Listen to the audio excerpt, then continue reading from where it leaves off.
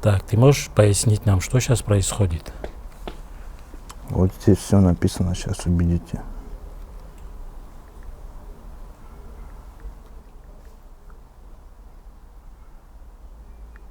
Опа. Видно же? Привет, бро, работаешь? Привет, работал. Приморскому сера, заповедник Гагра, 20 до меня, 2 по 0,5 в одном. Угу. А Сухом? Сейчас мы у него спросим. Ближе за Приморскому сера, заповедник.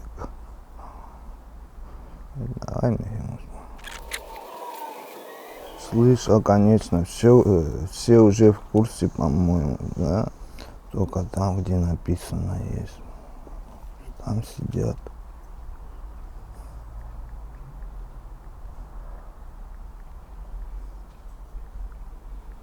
Это сейчас он откуда пишет? Где он находится? Не знаю, да во Франции. Короче, за рубеж. Да. Не в Абхазии. Нет, конечно, в Абхазии может быть. А как он налаживает, скажем, связь сюда, через кого или это? Это уже Сложно сказать, да? Конечно, точно никогда не скажешь, как у них все налажено. Ну, завозят сюда и распространяют. Приморск говорит. Это люди из-за пределов Абхазии здесь работают или местные тоже? Телевизор смотрите, бывает и местных ловят, бывает, но большинство оттуда вас с России. Ну, с России заезжают, да? С России что? Ну, европейцы, может быть, там, Украина, там, Беларусь, не знаю, сейчас не обязательно с России. Ну, за рубежа. А как оплата производится? Сейчас мы у него спросим. С Киви на Киви. Все, ответил. С Киви на Киви, это чек, это скриншот.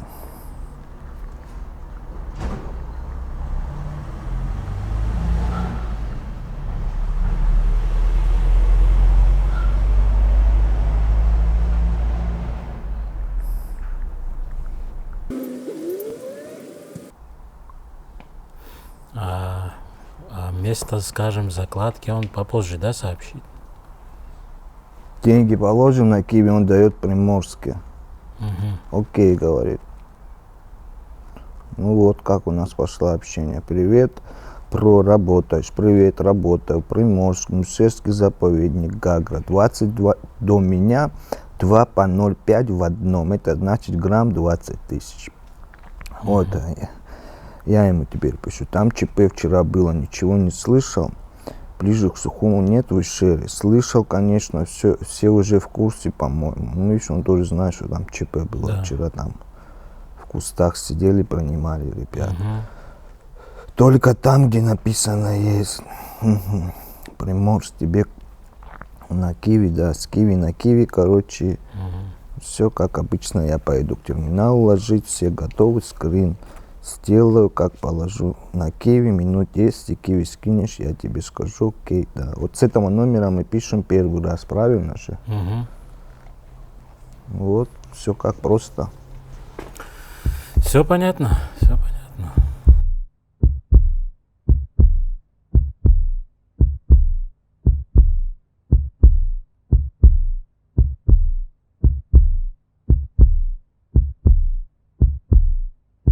Есть еще один бесчеловечный пример из плана мирового господства, которым я хотел бы поделиться.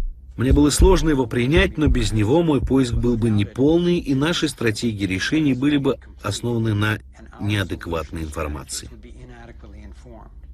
Во время моего исследования я наткнулся на убедительные доказательства того, что план фактически подразумевает истребление большей части мирового населения. Как бы ужасно это ни звучало, это имеет смысл. Им гораздо проще будет добиться абсолютного контроля, если людей, которыми нужно управлять, будет меньше. Каждый раз, когда я думал, что они не станут так поступать, я обнаруживал, что ошибался. Я нашел поразительные доказательства того, что Евгеника – одна из основ этого плана.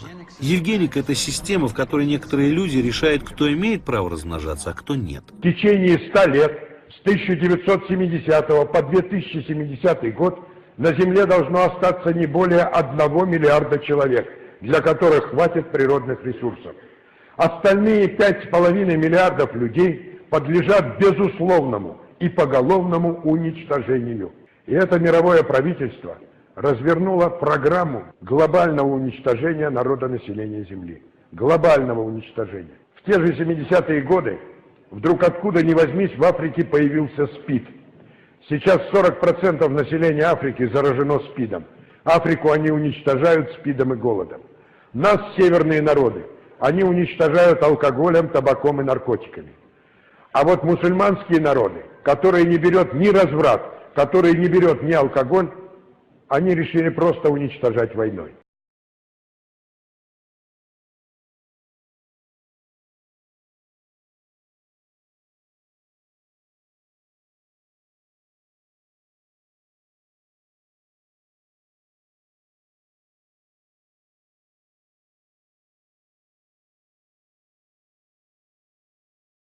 Международные преступные группировки контрабандой проводят огромные объемы метамфетамина, произведенного в Юго-Восточной Азии. Рынок наркотиков региона может превышать 60 миллиардов долларов. В Австралии нанесли удар по организованной преступности. Было изъято наркотиков, наличных средств и имущества на сумму более $500 миллиарда. В Санкт-Петербурге оперативники взяли целую банду наркодилеров. Полиция проверяет несколько московских аптек, где свободно продают наркосодержащие препараты. 335 брикетов с наркотиками из Марокко. Это рекордный груз. Полиция Испании перехватила рекордную партию кокаина. 9 тонн наркотиков. Ситуация с наркоманией в Северной Осетии остается напряженной. Не позволяйте наркодельцам наживаться на вашей жизни. Таков основной посыл митинга «Абхазия против наркотиков», направленного на привлечение внимания к проблеме наркомании. На Атлантическом побережье Франции упаковки с наркотиками находят каждый день. Америка постепенно погружается во тьму. Число смертей, вызванных употреблением наркотиков, сегодня велико как никогда. Все, сейчас я все вижу, да. А что мы сейчас делаем? Мы сейчас вводим координаты. Нам надо же на место поехать. Ага. Фотографию видно, но адрес дала очень плохой, его найти не так будет легко. Ага. То есть вот это адрес тоже все делается через интернет, да? Ну, как видели, да, она прислала нам, мы положили же на Киви деньги, вот она нам прислала адрес, сейчас поедем, посмотрим, что там лежит, лишь бы нас она не кинула.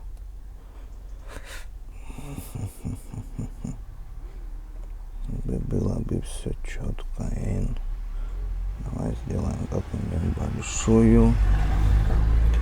То есть после того, как произведена оплата, фотографируется чек, да? Что фотографируется, у нее все есть, она увидела деньги, мы скинулись, это скрин нашего Киви, чтобы пополнили на 20 тысяч, вот она нам переводит, сейчас я не буду. И после этого указывается адрес, да, то есть присылает адрес. Да, в течение там, сколько мы ждали, не 2 минуты, наверное, она сразу увидела деньги, сразу прислала. То есть можно сказать, что уже заранее заложено и без заказа, конечно, да, это заказы уже давно, что за буква здесь.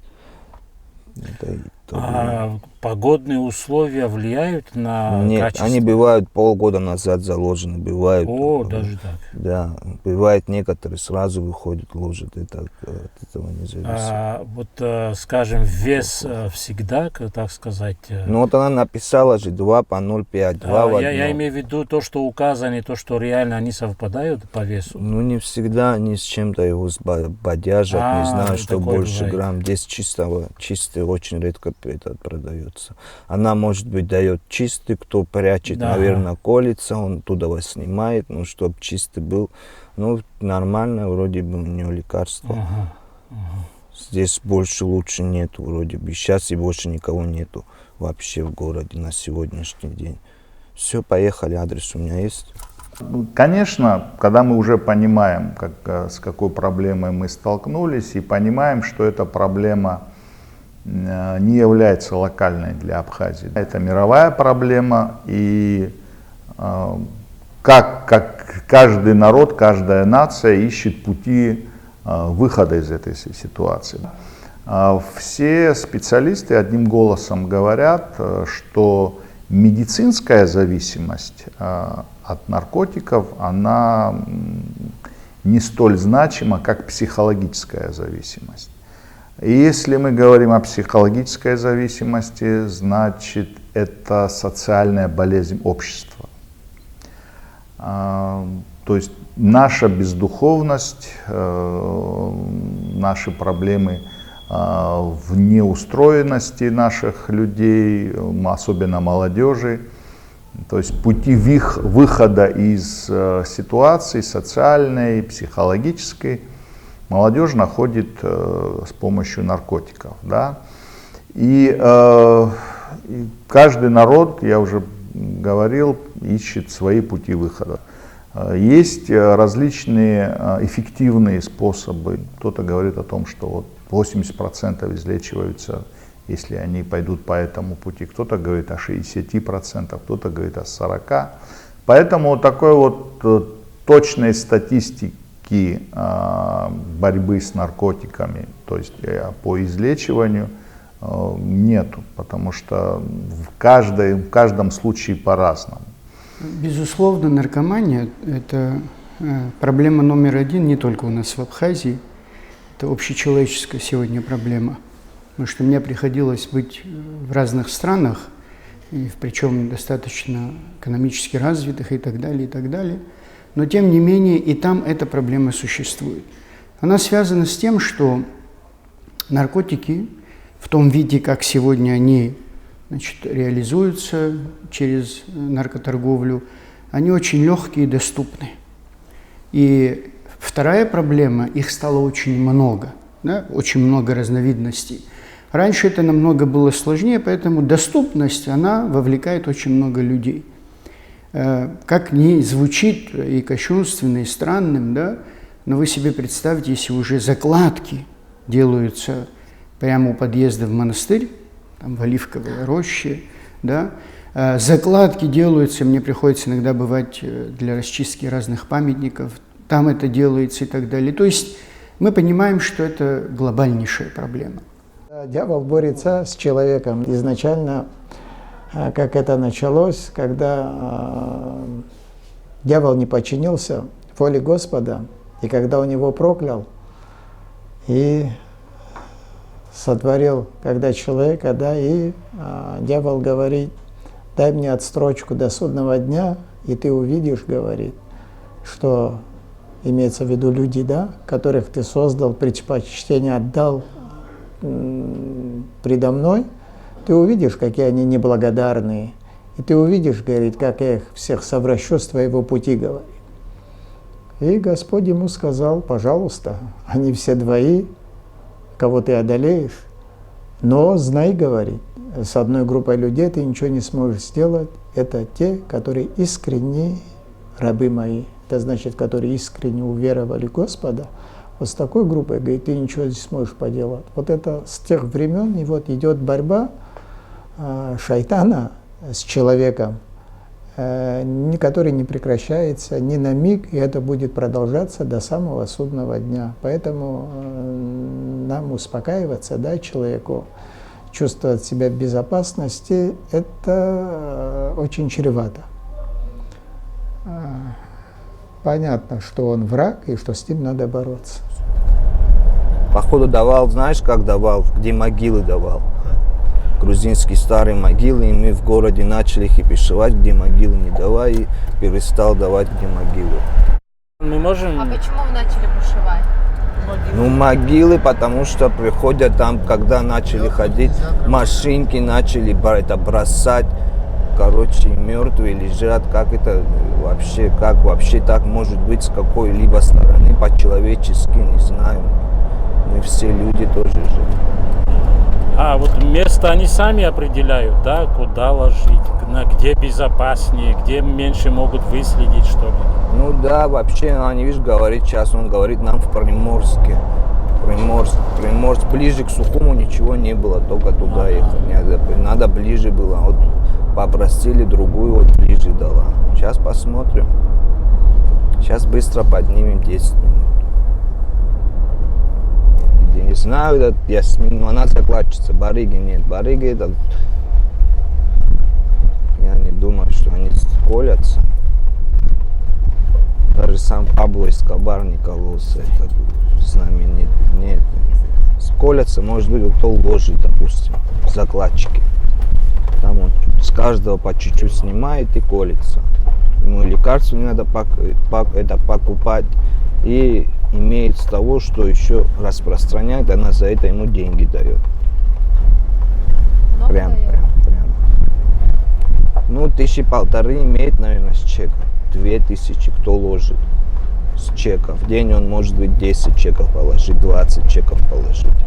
То есть от 3500 идет закладчик? Нет, с чека, вот, допустим, чек вот, да. 2 вот сейчас мы будем брать, с этого он, наверное, 1500 имеет. Можем сюда зайти, можем ниже спуститься. Вообще, давай ниже спустимся. Здесь где-нибудь машину поставил, так пройдем, если сюда заедем. Так, заедь, подставь машину. Как удобно, что они не проезжают больше машин.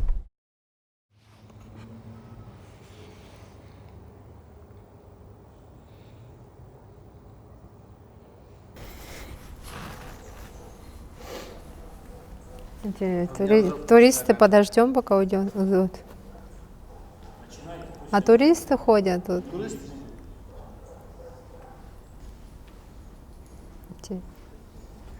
Можно твою кепку? Вот так. Мне солнце прям глаз бьет. Людей. А? Ловили вот так. Да? Они что, носили что-то? 180 чеков. Это если у нас покупать 2 миллиона с чем-то. Туристы были? Да, русские.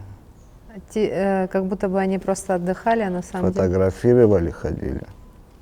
3 дня, наверное, за ними следили. Давно это было? Года 3 назад. Сколько тебе лет? 26. Ты можешь свою семью назвать благополучной? Ну, конечно, что у меня плохая семья, что ли? Среднестатистическая абхазская семья? Сколько тебе было, когда ты...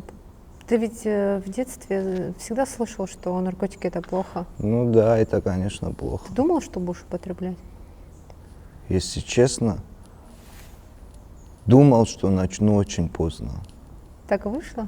Вот, думал всегда, когда все будет хорошо, дети будут уже на старости лет, думал, всегда будет как-то можно. Это детское, с детства вот может быть. А так всегда знал плохо, всегда смотрел в детстве категорически серьезно, что это нельзя делать, ни к чему хорошему не приведет. На твоей улице вообще много людей, которые употребляли, когда ты еще не употреблял? Конечно, у меня друзья были, кто употребляли. Вот мне было, наверное, лет 15, 16, 17. Я не употреблял, я с ними находился в кругу, но ничего не употреблял. А не хотелось? Тогда? Тогда, по большому счету, и не хотелось. А в каком возрасте ты начал употреблять? Мне где-то было 20 лет, наверное. А почему? Почему начал? Да, почему в 15 не начал, но в 20 начал? Ну, расслабился, можно сказать. Расслабился? В каком смысле? Ну вот расслабился, захотелось что-то. Я не сразу начал колоться, я начал его пить. А какой вообще первый наркотик был? Марихуана. Все начинается с марихуаны, наверное, у многих людей. Они думают, мол, просто покурю и все, да? Ну да, слабенькие, там звезды курят, не знаю, спортсмены курят, есть кто. Думают, слабый наркотик, ничего такого. Все начинается, большинство, наверное, в 90 случаев с этого. Через какой период попробовал что-то другое? Вот, наверное, год, вот 20 лет как пошло, где-то, наверное, год так баловался. А потом ты уже, не знаю, можно сказать, как раб, ты на систему упал, ты все. Ну а люди думают, ты думал, например, я не упаду на эту систему, я могу себя контролировать? Все так думают. Все думают так. Даже сейчас у кого-нибудь спросишь, кто делает, все хотят бросить, все говорят, мы сильные, в любой момент бросим. Но это все не так просто. А ты думал, там один раз покурю и все, или покурю несколько раз и все? Ну, не знаю, одну жизнь, можно так сказать, живем, можно все попробовать. Это детская глупая логика. И следующий наркотик более тяжелый какой был? Ну вот я не знаю, я что только не пробовал. У меня самый такой, что мне более-менее метадон. Здесь все на метадоне практически. Ты сказал, ты пил сначала? Я сначала пил его. И у меня друг был, он мне говорит, зачем пьешь, говорит, ты больше тратишь денег, и у тебя желудок портится. По большому счету он там неправильно сказал. И я начал его колоть. Ты получал удовольствие первое время? Я же тебе говорю, первые полгода ты кайфуешь, а потом ты уже его ищешь, чтобы просто не болеть. Вот у меня было 3-4 дня, третий день я уже не могу спать, 4-й день все. Это тяжело. Есть люди, кто в 15 дней делает раз. Вот со мной лежали в больнице, я вот общался, разговаривал. 15 дней он не делал. Вот на 15-й день ему начинается говорить, все больше невыносимо, не могу терпеть. Я спросил у врача, говорю, это возможно, говорю, 15 дней человек не делает, он что, пристроенный? Она говорит, да, он тоже больной человек, он на системе. А у меня было все каждые 3-4 дня. Жизнь пролетала мимо? Ты вообще ничего не замечаешь. Я вот приходил, ложился, у меня 2-3 дня. Бывало 2-3 дня сплю, бывало что-то делаю. Жизнь, время летит очень быстро, ты вообще ничего не замечаешь. А если духом сильный человек, он все равно ломается или он может держаться? Ну, не знаю, это зависит от личности. Ну, это, оно тебе дает панджур, ты начинаешь потом лениться, чтобы выйти, у тебя настроения нету, депрессия, чтобы что-то начинать делать, тебе надо искать и выходить, что-то делать. У тебя кто-нибудь из твоих друзей или знакомых умирали? Конечно, умирали. Очень много, вот с кем я вот за вот эти 6-7 лет, очень многие, кто рядом был, очень многие умерли. От передозировки именно? Да, ну на глазах не умирали, но... Угасали? Умирали, да. Кто в России, кто там, где никого рядом не оказалось. Я сам, наверное, раз 10 ловил. Мне случайности были, что меня вот так спасали. А что испытывает человек, который употребляет уже долго? На физическом и моральном уровне есть ощущение боли? Боли? Ну, конечно, есть. Это ломка невыносимая. Это, не знаю, тяжело людям бросать, надо, не знаю, лечиться. Первые полгода вообще очень тяжело. Надо в кругу семьи, не знаю, что. Но у тебя болела больше душа или тело? Психика и тело тоже. Все вместе. Начинается с ног, ноги крутит. Депрессия. Это очень тяжело. Ты Депрессия начинаешь... сильная? Невыносимая. Какие-то загоны, мысли какие-то? Да. Это навязчивые мысли? Конечно, но это ужас просто. Как будто тебе нашептывают что-то или как? Или картинки какие-то в голове? Ну, это, не знаю, агрессивный становишься. Это тяжело очень. А если человек колет, он становится уже как овощ, ничего не чувствует? Нет, ну, прошло все, разломало, называется. Укололся, все сразу снимает. Как обычно, как здоровый человек кажется человеку так. Но при этом он ничего не может практически сделать, да, полезное? Ну почему? Кто может, кто работает, есть. Но это единица, это очень... Вообще нормальный человек не свяжется с наркоманом ни при каких делах. Почему? Ну, потому что это болезнь, по большому счету. Это Потому что наркоман время теряет много, как ты сказал. время, все теряет, время, силы, короче. Это очень тяжело. Воистину, да, Господь говорит нам, вас не изменит того, что вы сами не хотите изменить в себе. А когда человек искренне хочет в себе изменить, естественно, положительную сторону, Господь облегчает, несомненно, ему это. Также ж, вот, для молодых людей, которые еще, организм там физически еще немного крепкий, он не ощущается влияние наркотиков, да, на мозг, да, там, допустим, на недомогание, но оно на самом деле, оно разрушает и мозг, и физически человек разлагается. Поэтому это как грех без покаяния, говорят. Бывает грех, который человек не знает, что это грех, не кается. Это хуже, чем грех, который ты знаешь, что его совершаешь, и каешься. Также и наркотики в этом плане, пока человека сильно не прихватит, он еще может думать, вот что я-то не попадусь, я обойдусь. Это все уловки проклятого шайтана, как говорится. Ни одно наркотическое средство не приводило человеку пользы, кроме как медицина, когда определяет во избежание боли чего-то, да, в определенных дозах и на определенное время, как говорится. Есть подселение джинов или бесноватые, как христиане говорят, когда человек употребляет наркотики? То есть... Человека поражает вот бесноватый, говорят же, да, вот, а в исламе это джинны, которые, да, которые тоже не подчиняются воле Господа, которые поражают людей. И тихо, не дай Бог, если ты не будешь бороться с этим, он дойдет до твоего мозга, не дай Бог, упаси Божий.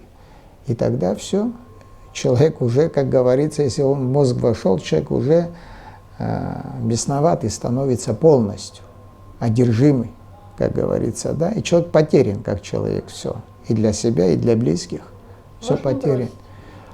Чтобы, и знаете, вот он поражает его в тот момент, когда человек находится, как сказать, в сильном гневе, или человек грешит, или человек под воздействием алкоголя, как пишется вот в исламе, больше алкоголь, оно считается вот опьяняющее. Любое то, что затмевает разум, считается в исламе запретным. Вот у меня бывало целыми днями уходило, что просто я не работать не мог, ничего не мог. Чтобы кому-то не давать, сейчас все на руку нечистые, по большому счету. Большинство, сейчас не все, конечно. Но... Разрушается семья? Где конечно. Все разрушается. Вокруг мир начинает рушиться. И тебе все равно на это. Тебе все равно? Да, ты просто забываешься.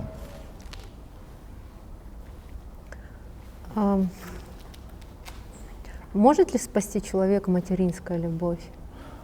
Конечно, может спасти. Некоторые, я знал случаев, кто бросал, у кого-то заболеет мать, вот это все, какая-нибудь трагедия в семье. Люди собирались с мыслями и бросали.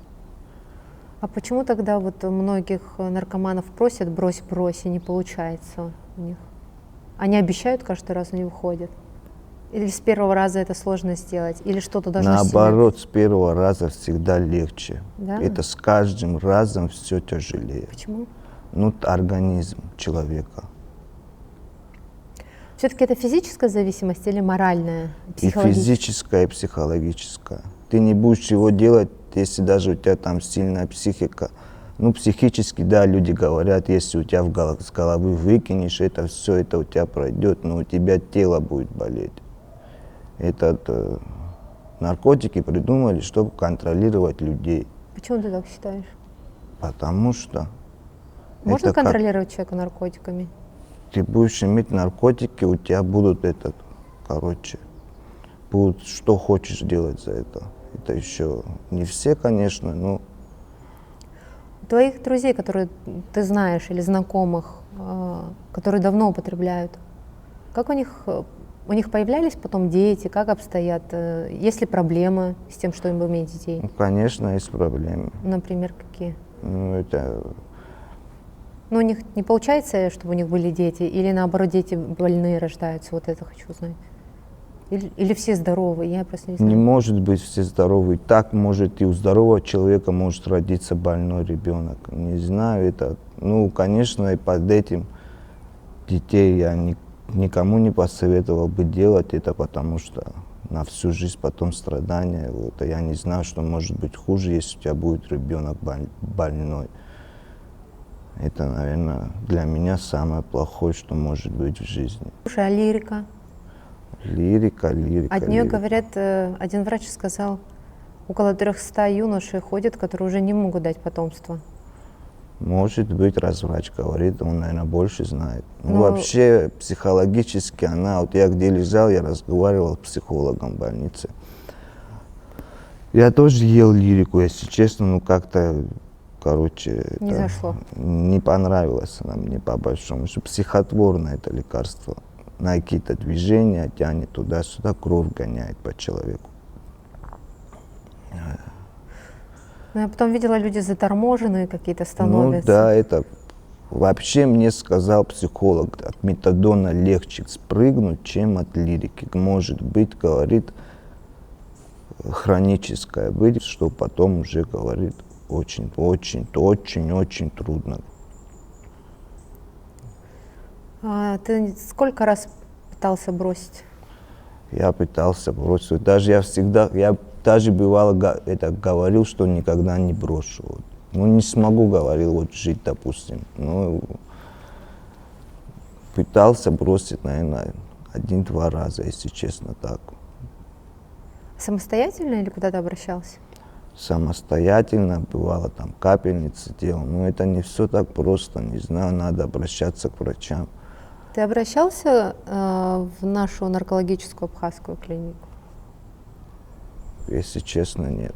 Но ты слышал за нее, что вообще там большой процент бросает благодаря ей или чего-то не хватает? Ну, не знаю, у них оборудования, может, столько нету. Но у нас тоже врачи есть. Они просто старая школа советская, в советское время по-другому лечили людей. А сейчас вот в той клинике, где ты был, другая, да? Она?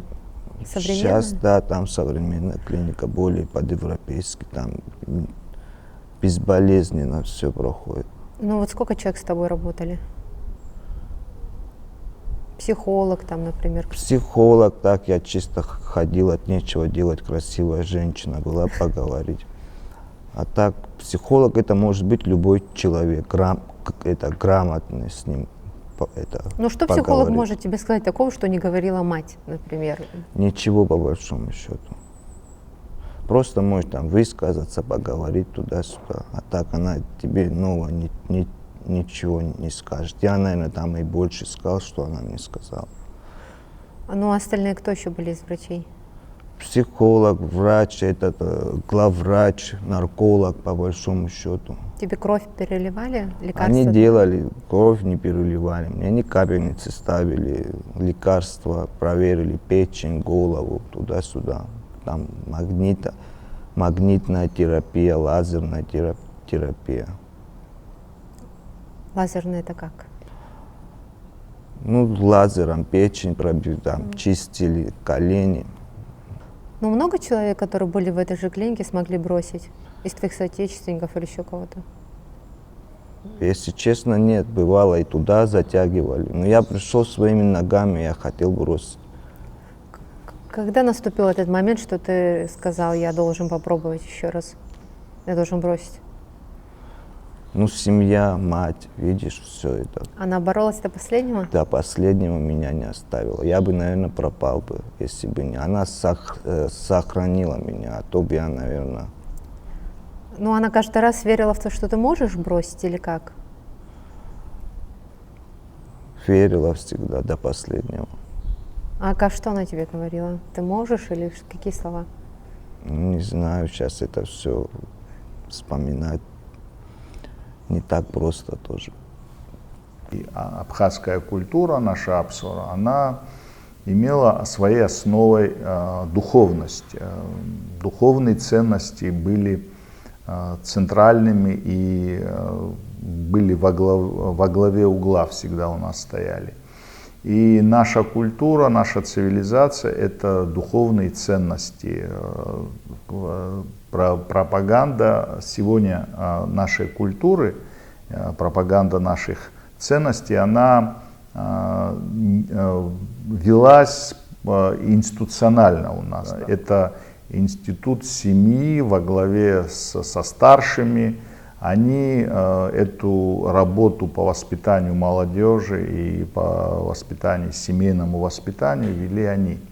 И они были носителями этой духовности, этого воспитания. Годы, когда мы наблюдаем отсутствие этого института, старшинства, где старшее поколение ведет работу по воспитанию молодежи и по духовному воспитанию молодежи, то, естественно, люди стали обращаться к другим институтам. Да, есть институт церкви, есть духовные мусульманские центры. Через эти институты, ну, я знаю, что вот в Афонах есть подвижки в этом отношении, что отец Дорофей ведет эту работу по реабилитации наркоманов. Но я знаю, что в нашей мусульманской общине тоже эта работа ведется. Но насколько она массовая и значительная, вы сами знаете. То есть, так как мне кажется, что все основное население, все-таки у нас абхазское население, оно ориентировано на традиционную культуру, на культуру Апсвара, в этом смысле у нас вообще никакой работы не ведется.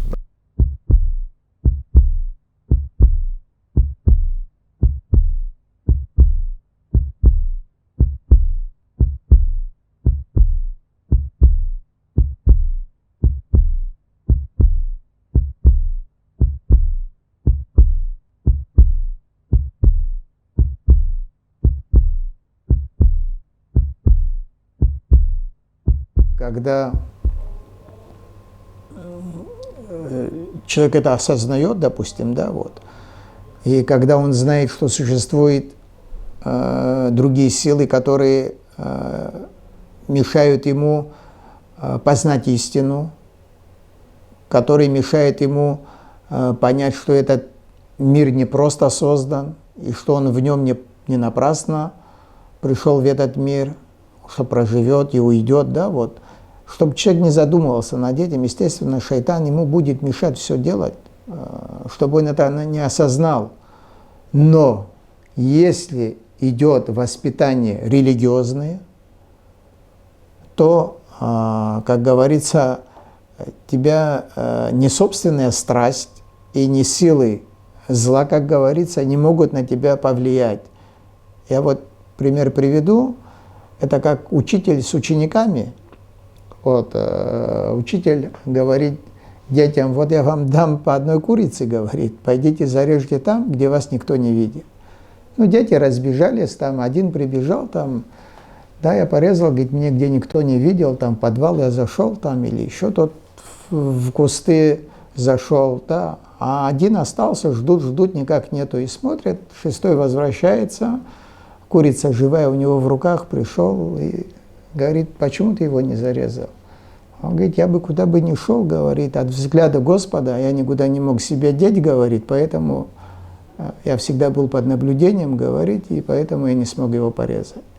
Это аналогия того, что религиозное воспитание, когда человек знает, что постоянно за ним наблюдают, постоянно его дело записывается, естественно, того труднее гораздо вот, попасться на эту удочку наркомании.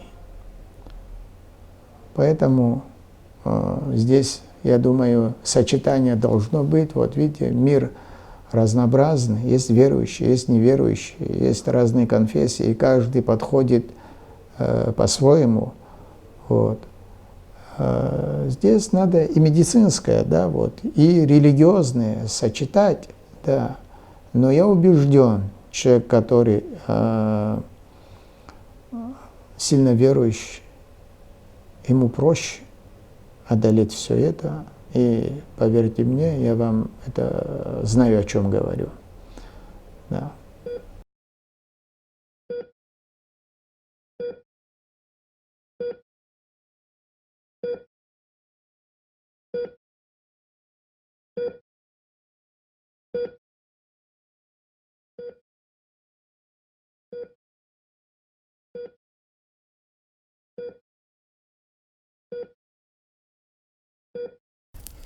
Ну вот место похоже, папоротник есть. Сейчас посмотрим, будем искать. Телефон держите, мне телефон уже не нужен. Приблизительно понятно, но ложила, наверное, То есть приблизительно это происходит вот таким образом, да? Вот как сейчас мы. Ну, сейчас мы и поднимем. Только смотри, давай лучше снизу сюда будешь снимать, как я копать буду.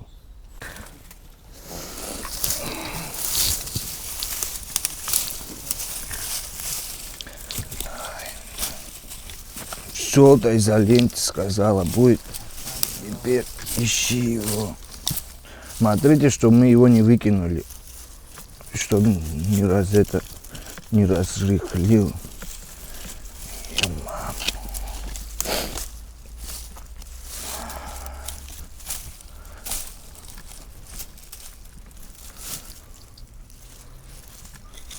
Аслан, ну это же как-то сложно, наверное, найти все-таки, да? А Или? что вы хотели, чтобы все так просто было? А если не попасть, тут большая территория. Не попасть, придется нам этот квадрат весь скапывать. Мы скапывали, наверное, 5 на 5, когда не находили, я извиняюсь. Этот маленький, ну хоть она в желтом, глаза бросается. Надо смотреть. Да, ну это сколько надо тратить времени, не знаю, нервов.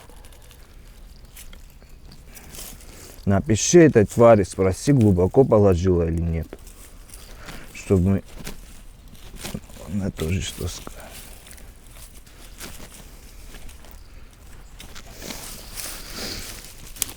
Адрес тоже плохой дала. А были случаи, что не могли найти, вообще не было и... Миллион раз такое было, я извиняюсь. А что кто-нибудь другой мог стащить? Такое тоже Такое бывает, тоже бывает. Да, И как потом бывает. этому все выруливает? Ничего не сделаешь, если за руку не пойман, не вор, как говорится.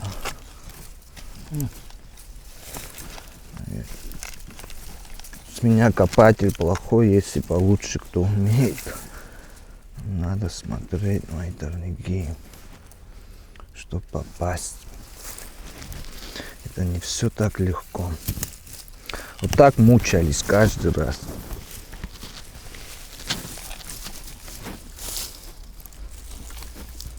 А как определяется место закладки? По фотографии она же точку ставит, где надо копать. Там и копаешь. То есть это тоже все дистанционно, да, там происходит? У нее уже все сделано, ты деньги положил, она тебе сфотографировала. Одно и то же говорю. Это все люди знают, как делать, кто этим занимается.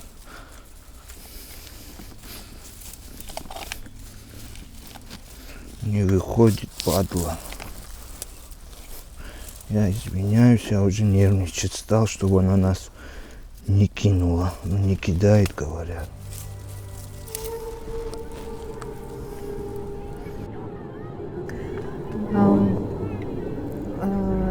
Тяжело, наверное, бросить, но это возможно? Конечно, возможно. Я сталкивался с людьми, которые 20 лет не делали. И бросили? И бросили, 20 лет не делали. Ну, надо бросать так, чтобы ничего не делать. Если даже вот я бывало и курил, и кололся, там, когда плохо было, там ничего нету, чтобы как-то там, говорят, там, чтобы не болеть, разломаться. Там лирику искал и т.д. Это все смысла нету. Если, потому что от каждого препарата ты одной бедой от другой беды отходишь. С одного слезать на другое не стоит. Это смысла никакого нету, ты все равно вернешься к чему ты пришел. Был момент искушения, вот давай-ка я попробую после того, как ты бросил, или его еще не было, или не будет? Он может быть у людей каждый день, ну не знаю, это надо быть совсем, наверное, дураком, если ты бросил опять начать, надо как-то, не знаю. А можно с наркотиков на алкоголь перейти? Я же тебе говорю, смысла нету никакого, потому что первое, не знаю, от алкоголя. Алкоголь вообще, если начнешь пить, это хуже наркотиков. Алкоголизм это хуже наркомании, на мой взгляд. Это ужас просто. Почему ты так считаешь? Тоже наблюдал? Я видел же, сталкивался с людьми, которые пьют. Это очень тяжело. Но это тоже, мне кажется, одна из форм наркомании. Да, конечно. Я же говорю, если не хуже, чем. Я и в больнице видел, и вообще по жизни сталкивался очень много раз. В данном случае я хотел больше сакцентировать внимание слушателей на том, что же нам делать. И мне, как священнику, очень часто приходится говорить с людьми, которые в той или иной степени потребляют наркотики, зависимы от них и так далее. И я бы хотел поделиться в некотором смысле личным опытом в этом отношении. То есть были ли положительные результаты, как вообще этот процесс шел и так далее. Тут есть первое, и самое важное, нужно всегда помнить, что для решения этой проблемы надо подходить комплексно. Так не получится, только мы будем брать одну сферу, например, медицинскую, или будем брать сферу психолога, или будем брать сферу религиозного деятеля, и вот с помощью вот этих наборов инструментов мы будем помогать человеку. Не всегда это срабатывает в одиночку. Вот это надо всегда помнить. Первое, самое главное, наркотики – это самое сильное, влияющее на человека вещество. От них избавиться не так легко. Поэтому, поскольку это влияние происходит на физическом уровне человека, это работает через кровь, поэтому на начальной стадии всегда надо помнить, что человек должен пройти лечебный курс медицинский. Со всеми, вы хорошо знаете, со всеми процедурами для очищения крови и так далее, и так далее. Без этого, вы поймите, ничего невозможно будет, потому что у него не будет никаких моральных сил, тем более духовных сил, перебороть свой организм. Я как священник и как теолог могу вам сказать, что все мы хорошо знаем, все мы люди, как нам трудно от какой-то маленькой привычки избавиться. Вот умом мы понимаем, что это плохо, что это нельзя делать.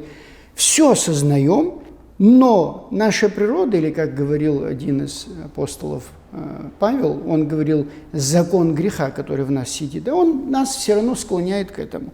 А в случае с наркотиками, там вообще доля секунды, и человек может перечеркнуть все, что было сделано до этого им. Поэтому медицинская составляющая – это первое.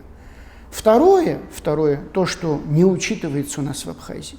Например, очень много семей имеют сегодня возможность, вывозят ребенка, чаще всего это молодые люди, ребята, их вывозят в специальные медицинские центры России, где платят огромное количество денег для того, чтобы он прошел тот или иной курс. Этот человек возвращается сюда, в наши города, как раз где эта среда самая доступная для наркозависимых. И весь этот курс, а порой несколько курсов в течение нескольких лет, все аннулируется. Почему? Потому что при первой же возможности он снова возвращается к наркотикам. Вот поэтому нам сегодня в Абхазии не хватает реабилитационного центра. Вот я занимаюсь непосредственно этим проектом уже 3-й год. Мы одной из церковных построек, которая находится в Забвене, в селе Анхуа, это огромное здание бывшего скита, то есть небольшого монастыря. Вот мы там планируем создание реабилитационного центра закрытого, где люди могли бы жить, работать, потому что трудовая терапия – это самое главное. И второй момент – изоляция, подальше от городов, от легкой доступной ситуации этих наркотиков и так далее. Поэтому, даст Бог, вот реабилитационный центр будет у нас работать, он сыграет ключевую роль. Почему? Потому что человека, который прошел медицинское лечение, его надо адаптировать, прежде чем вернуть в семью и в общество. А адаптировать возможно только изолировав его на достаточно длительный срок. Это должно быть как минимум 4-5 лет, а то и больше. И только тогда, когда уже организм полностью восстановится, он может это сделать. Но тут есть еще один момент. Почему мы выбрали СКИД? Да? Почему мы не решили просто построить какой-то объект, или чтобы государство построило такой объект, и там создать реабилитационный центр? Практика показывает, таких реабилитационных центров, внерелигиозных, очень много в России. И через эти реабилитационные центры проходили очень многие ребята, которых я тоже лично знаю. Там происходила большей частью ломка личности человека. Понимаете, одно дело, когда священник тебя понимает и сочувствует, другое дело врач-нарколог, который на тебя смотрит как на пациента, да, и тебя ставит в общую программу, не индивидуальную общую программу, где такие жесткие условия, хотя я понимаю, что это в некоторых случаях оправданы, через эти жесткие условия, когда проходят наши ребята, потом они начинают ненавидеть эти реабилитационные центры, и все время возмущаются, очень много было побегов, попытков убежать оттуда. Мне все-таки хотелось бы, чтобы не такая форма, вот такая жесткая, принудительная, там, с разными этапами и так далее, хотя в этом вопросе жесткость должна быть, но тем не менее, чтобы все-таки религиозный аспект играл роль. Вот я приведу, чтобы и вы, и слушатели нас понимали. Простой пример.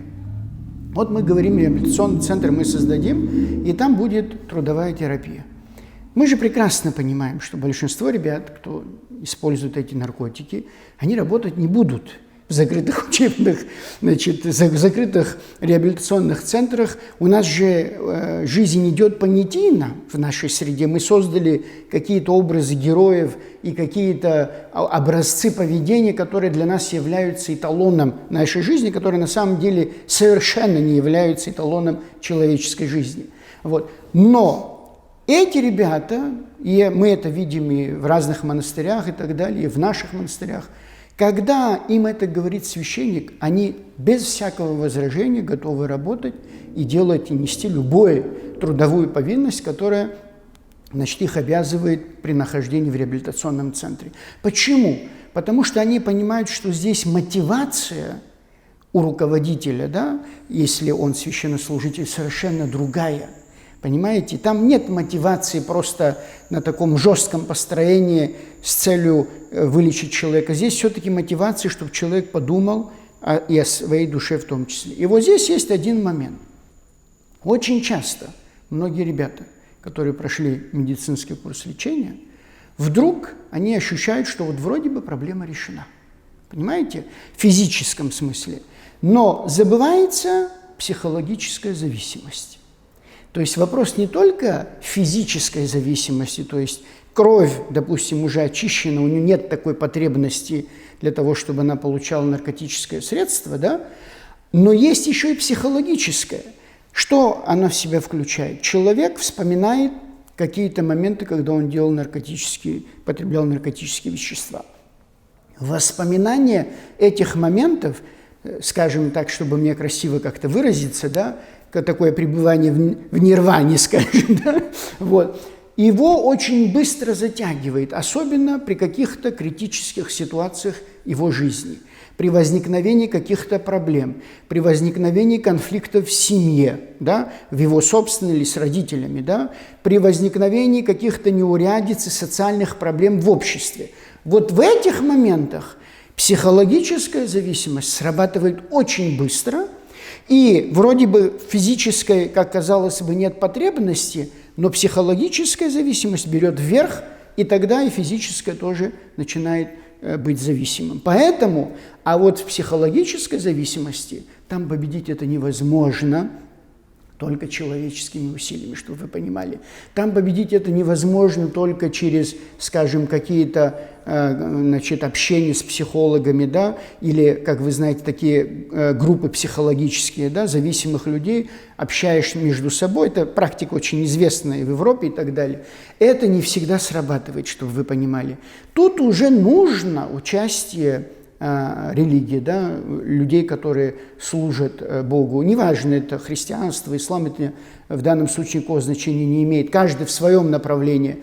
Но вот это очень важно. Но тут есть еще один момент, на который бы я хотел тоже сакцентировать ваше внимание. Действительно, мы имеем очень много примеров. Я лично тоже имею несколько примеров, когда мне приходилось заниматься отдельными ребятами, которые потом в процессе избавились от наркотиков. Знаю, как священник, очень много случаев, когда за один день жизнь человека менялась. Да? И причем я знаю те случаи, когда без всяких реабилитационных центров, без всякого медицинского вмешательства и так далее. Но эти случаи единичны, чтобы мы понимали. Вы поймите, заставить человека поверить невозможно. Иногда родители думают так, и наше общество думает так. Ну вот увидят кого-то, кто стал верующим человеком и избавился от этой проблемы. Они думают, вот сейчас мы поведем, значит, своего ребенка в церковь, в монастырь, или в мусульманскую общину, или в кирхию, или в дом евангелистов, неважно, да? И вот он, значит, там походит какое-то время, и все будет замечательно. Вот с таким посылом ко мне приходило очень много людей. Вот, которые говорили, что вот мы готовы, отец Дорофей, сделать все, что ты нам скажешь, прийти на службу, там, исповедоваться, причаститься, участвовать в таинствах и так далее, и так далее. Вы понимаете, когда я не был опытным священником, молодым, я всегда это делал, да, и мне казалось, что вот все сейчас решится. Поймите, обращение к Богу – это всегда индивидуальная вещь. Оно зависит не только от человека, но и от Бога. Насколько Господь откроет сердце человека для восприятия вечных ценностей. Простой пример. Один раз услышал слова Евангелия, обратился, или слова Корана, обратился, да? А другой их слышит сотни раз за десяток и двадцаток лет своей жизни, но эти слова почему-то совершенно не касаются его сердца. Поэтому мы не можем подогнать решение этой проблемы, да, мы не можем с вами подогнать, заставить Бога, значит, поступить так, как мы с вами хотим, понимаете? Поэтому вот здесь тоже должен быть момент. Какой? То есть, понимая, что одним физическим способом не помочь, мы создаем реабилитационный религиозный центр и так далее, но предоставляя шанс. Понимаете? Не делая стопроцентное, да, решение вопроса, что вот мы говорим, мы наберем 100 человек, и все 100 здоровыми выйдут. Я, значит, скептически отношусь к такой идее, что мы когда-то вообще человечество решит эту проблему, оно не решится никогда, как и многие другие вопросы в человеческой истории. Я считаю, что самая главная наша задача заключается в том, что, скажем, если из 100 человек, которые, допустим, когда у нас будет реабилитационный центр, мы возьмем 10 оттуда выйдут здоровыми, вот это наша конечная цель, чтобы вы понимали. 100 не могут выйти оттуда здоровыми. Это статистика, это факт, и это неоспоримо, чтобы вы понимали. Это один момент. Второй момент. Понимаете, мы не можем, если у человека нет шанса, да, если у него нет шанса, ну, в принципе, требований не может быть у общества, у государства к этому человеку. Ну, например, сегодня в Абхазии мы можем предоставить такой шанс человеку. Например, молодой человек подходит и говорит, я хочу избавиться от этой проблемы. И таких очень много подходило ко мне. Да? У нас есть должная медицинская помощь. У нас есть реабилитационный центр, где мы вот сегодня можем его взять, разместить, и он попытается, по крайней мере, это осуществить. Понимаете, поэтому, собственно говоря, решение этой проблемы, ее нужно начинать не с того, что назидать значит, людей, которые потребляют и зависимы от наркотиков. Да? Да, это должно быть и рекламные баннеры, и информация на телевидении, все это должно быть. Вот было сделано более 20 передач в течение 1 года Новоафонским монастырем. Отец Давид с утра до вечера этим занимался. Но если мы спросим статистику за этот год, вот сколько посмотрел эту передачу, сколько из них, допустим, да, вот разумно услышав какие-то вещи, прекратили это дело, я боюсь, что такая статистика будет плачевной для нас. Поэтому, понимаете, одним назиданием не получится. Нужны условия, хорошие условия, где мы ставим целью предоставление возможности самому наркозависящему, самому ему, значит, попытаться исправить свою жизнь и попытаться вернуться в здоровое общество. Он может один раз начать, через какое-то время он снова вернется. Второй раз он может начать, он через какое-то время вернется. Это не важно. Пусть у него будет 10 попыток, но если мы в конечном итоге через какое-то длительное время все равно получим здорового человека, который вернулся в общество, безусловно, это будет играть очень важную роль. Мне так кажется. Кто-нибудь помогает вам в создании этого места, учреждения? По поводу решения этой проблемы на уровне государства вообще не стоит, как вы понимаете. Да, диспансер у нас есть, значит, в Сухуми, но это первая помощь. Да, мы и сотрудничаем, и на разных конференциях вместе участвуем. Вы поймите, вообще наше общество очень странное. У нас абхазское общество, простите, что я так говорю, но в наше время, наверное, не только мы такие. Например, мы с вами ради того, чтобы сыграть какую-то шикарную свадьбу, да, где мы тратим какие-то невероятные деньги на те вещи, которые никакой пользы ни этой семье, ни молодым людям, вступившим в брак, ни обществу не приносят, мы готовы потратить все. Строят огромные дворцы с огромными, значит, заборами, и готовы ради своих детей сделать все возможное, купить им самую дорогую машину, значит, отправить на путешествие в самую дорогую страну, чтобы они жили в самой дорогой гостинице и так далее. Они совершенно, простите, что я так говорю, не думают о том, что завтра, столкнувшись с этой проблемой, они останутся со своей проблемой один на один. Поэтому все-таки вот понимание в обществе, что это колоссальная проблема, которая должна решаться всеми нами, к сожалению, сегодня не существует. Поэтому мне приходится в данном случае заниматься реабилитационным центром исключительно одному с помощью сбора благотворительных средств. Вот мы уже 3-й год ведем этот сбор в Новоафонском монастыре, и мы собрали порядка 1 миллиона рублей. И вот 1 миллион рублей мы потратили в этом году, работая 1,5 месяца на этом объекте, там, значит, делая кровлю, делая какие-то другие работы, потому что это, помимо всего, еще и памятник истории культурного наследия. То есть мы не можем просто так, по мере своих сил и возможностей, очень быстро все это сделать. То есть это надо восстановить, как оно было изначально, и потом уже приспосабливать к реабилитационному центру. Поэтому я призываю вот, тех, кто сейчас нас слышит, и слушают, безусловно, все мы должны принимать участие в этом. Если бы мы все принимали бы участие, то, что мне все равно, даст Бог, удастся сделать в течение 10, я не знаю, 15 лет, можно было бы сделать за 2-3 года, и уже с будущего года мы могли бы принимать ребят туда, да, с тем, чтобы они проходили этот курс реабилитации, чтобы вы понимали. В больнице тоже были, кто кодировался от алкоголизма? Конечно. Я думала, это только наркологическая линия. Нет, все вместе лежали, по палатам. Там были вот больницы, кто хотел просто ради семьи, там, на показуху или чего-то. Они даже бывало, можно было и в больницу принести, не знаю, что ты хочешь. Там связь была спокойная. Предлагали даже мне в больнице, по большому счету. Было искушение сказать «да»? Ну, конечно, было искушение. Ну, чуть-чуть подумал, я говорю, я своими ногами сюда пришел, говорю, лечиться, говорю. Не хочу, говорю. К этому надо прийти, чтобы ты Сам, если сам себе не поможешь, тебе никакой врач не поможет. Это никакого смысла нет.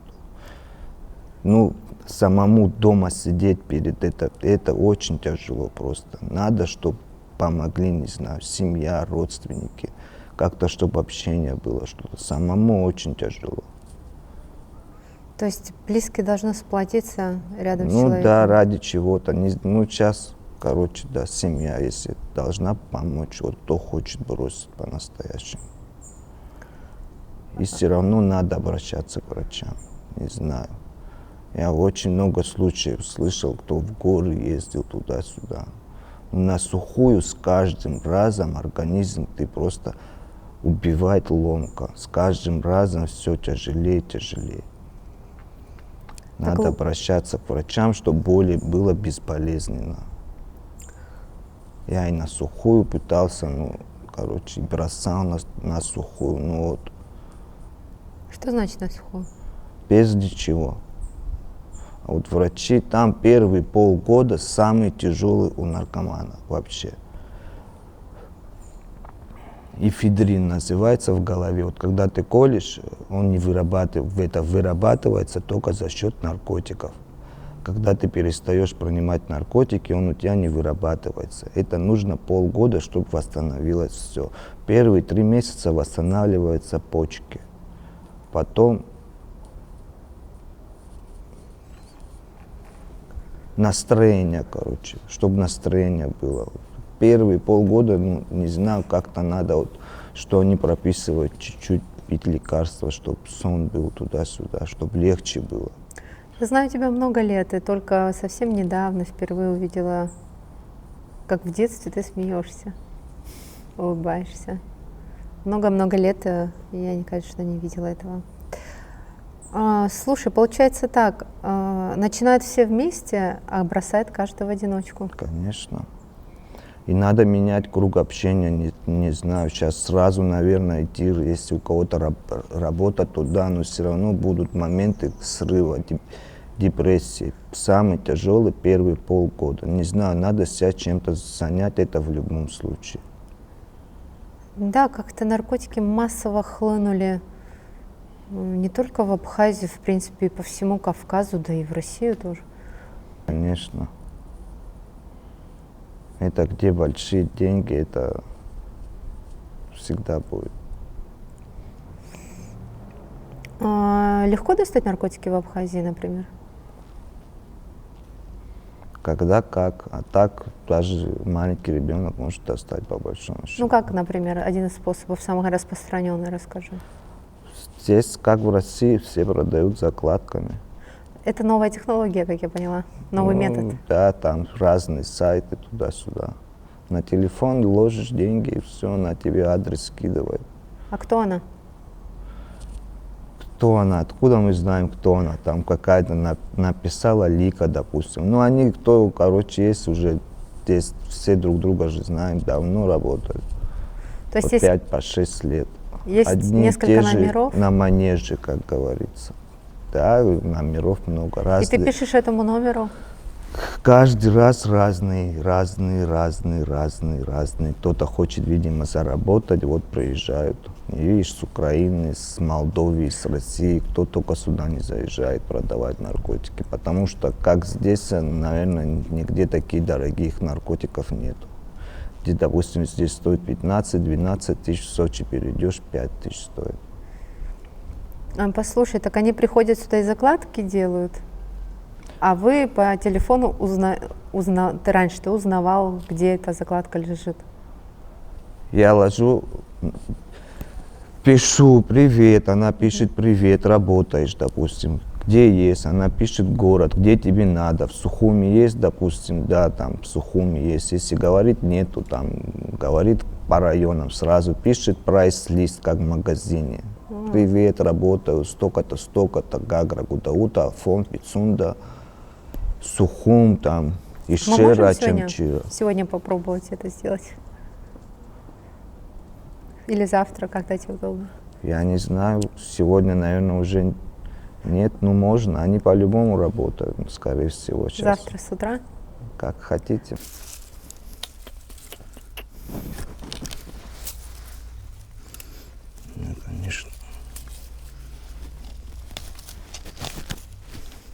Давай, выйди уже, что с тобой? Выйди, выйди, выйди, выйди. Да, она засунула. А сколько может это лежать, скажем? Не знаю. Срок имеет он, срок годности? Нет, оно так не портится. От сырости не портится? Нет, главное, чтобы вода не попала.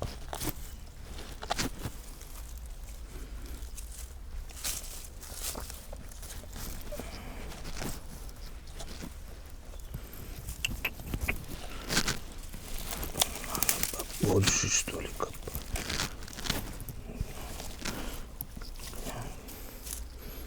Так глубоко не ложила она.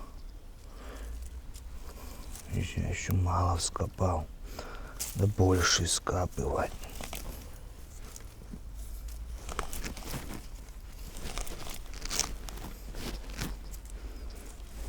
Легче огороды вскапывать, помидоры.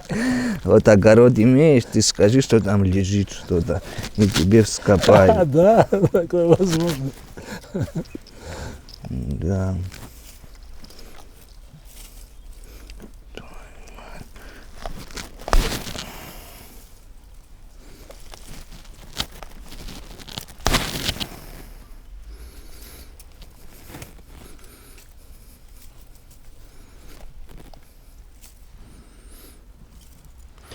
Все так просто, мы скоро до воды дойдем. Так глубоко не ложила она его поймать, вот так в грязи может быть. Чтобы мы его не выкинули.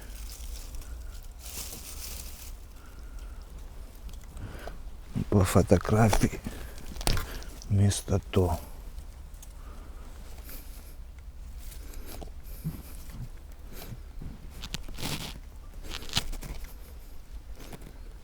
Это все происходит через навигатор, да, я так понимаю? Ну да, координаты же нам положила, мы же не дураки, тоже увидели, что место то. Он приводит метр в метр. Пешеходку делаешь, да, и все.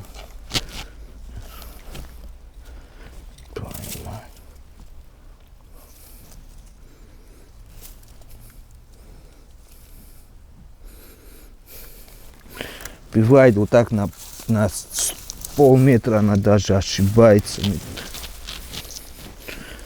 Ужас. Тяжело мне это все делать.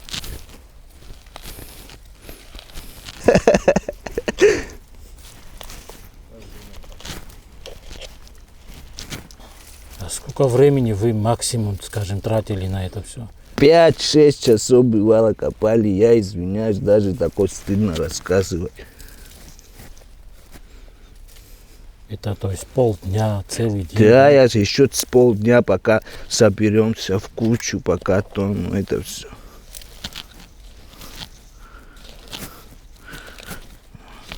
Нам лопату нужно, по-моему. О, очки мои, держите. Да она не кидает, здесь лежит, надо просто найти. А не опасно, что отверткой? Что опасно если там? Повредит. Да не повредишь там ничего. Пленка там так сделано.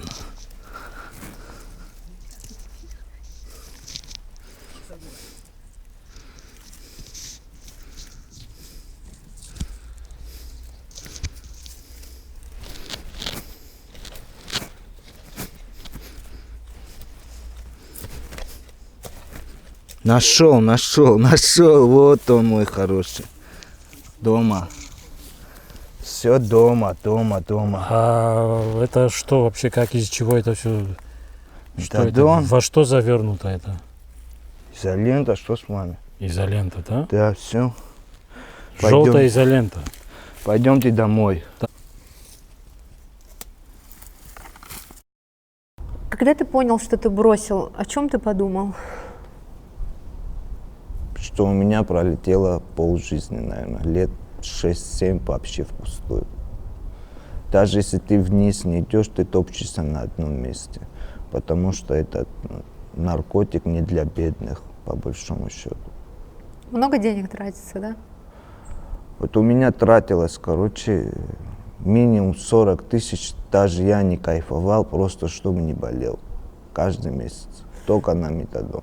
Но вот у людей, особенно в Абхазии, где зарплата 10 тысяч в среднем, скажем так, вот как они умудряются доставать такие деньги? Ну, не знаю, как-то твои достают. знакомые, допустим. Ну, мои знакомые доставали, родственники, не знаю, кто работал, кто чем-то занимается. Это не для бедных наркотиков. Не знаю, я многих сталкивался, кто даже начинал возить там за заход туда-сюда. Лишь бы достать, да? Да. Имеет смысл отлавливать исключительно те, кто делают закладки, или как-то пытаться более высоко пытаться найти людей, которых отправляют на эти закладки? Ну и закладчиков, наверное, и кто отправляет, если хотят с этим бороться. Ну, человека, кто употребляет, они его посадят на 15 суток, они его убивают там на ломках. Он умирает?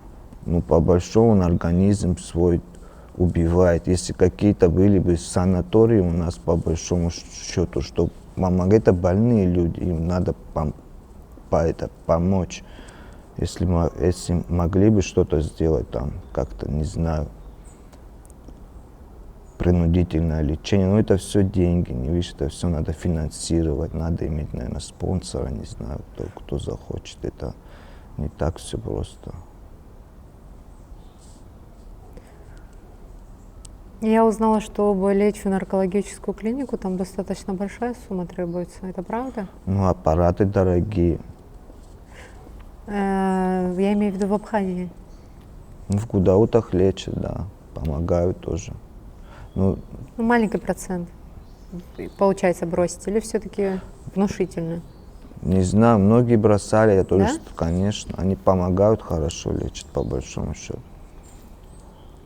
Что ты можешь посоветовать человеку, который хочет бросить, сейчас смотрит, слышит нас и внутри себя уже близок к тому, чтобы сделать этот шаг, чтобы попытаться снова, но полон сомнения, что у него, возможно, это может не получиться. Что ты можешь ему посоветовать? Если сам себе не поможешь, никто тебе не поможет. Но он может себе помочь? Любой человек может себе каждый помочь? человек, который на системе был, не знаю, каждый человек себе сможет помочь. Просто надо сильно захотеть и просто осознать, что это очень плохо. В основе психологического лечения наркоманов должна стоять духовное возрождение. То есть без духовного возрождения нации, без духовного возрождения наших традиционных центров культурных, да, то трудно предложить альтернативное лечение. Ссылаясь на международные исследования, к сожалению, я еще раз повторяю, в Абхазии нужны серьезные исследования, да, в этой области. Без исследований трудно понять вообще проблему, и она потому что разноплановая. Так вот если сослаться на мировой опыт, да, исследовательский, то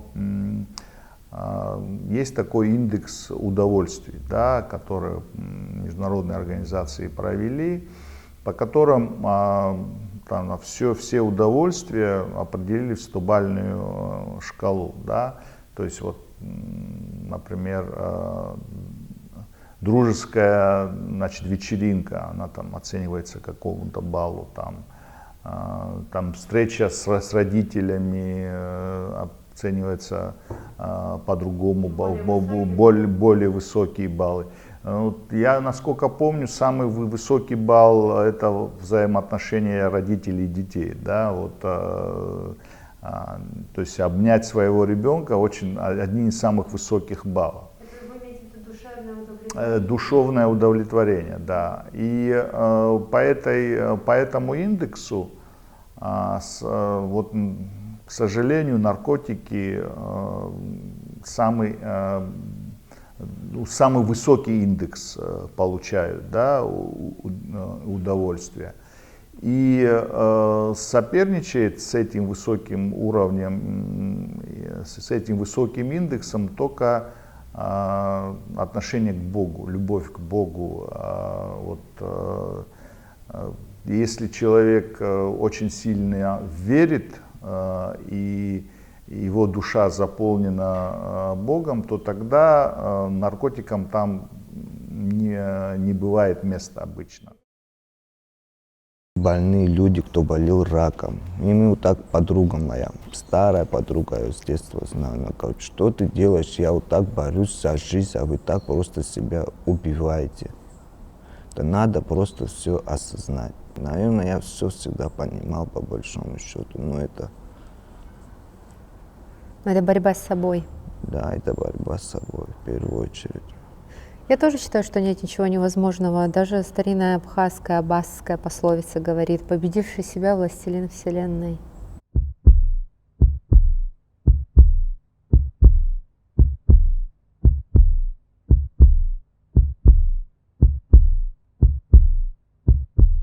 Novartis and Syngenta при содействии Министерства сельского хозяйства и Министерства безопасности США протестировали на практике разрушающий сперматозоиды вид генетически модифицированной кукурузы, который делает мужчин бесплодными. Это было названо борьбой с мировой проблемой перенаселения. Этот список можно продолжать и продолжать. В наше время уровень рождаемости по всему миру резко падает. Я уверен, что это не случайно.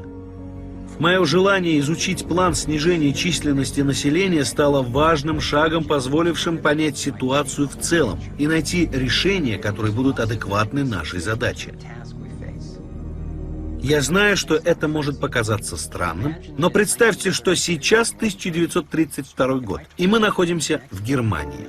Если бы я сказал вам, что в течение следующего десятилетия будут уничтожены миллионы людей, вы ответили бы: невозможно. Никто этого не сделает.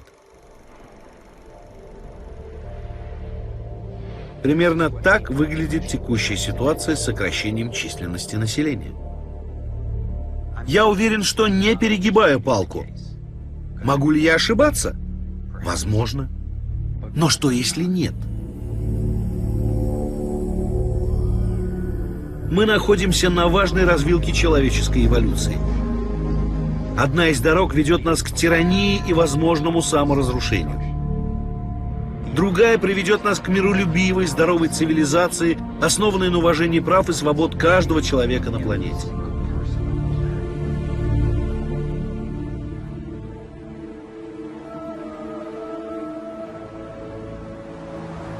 Чтобы отправиться в новом направлении, нам с вами нужно расчистить дорогу. Пришло время сказать «довольно».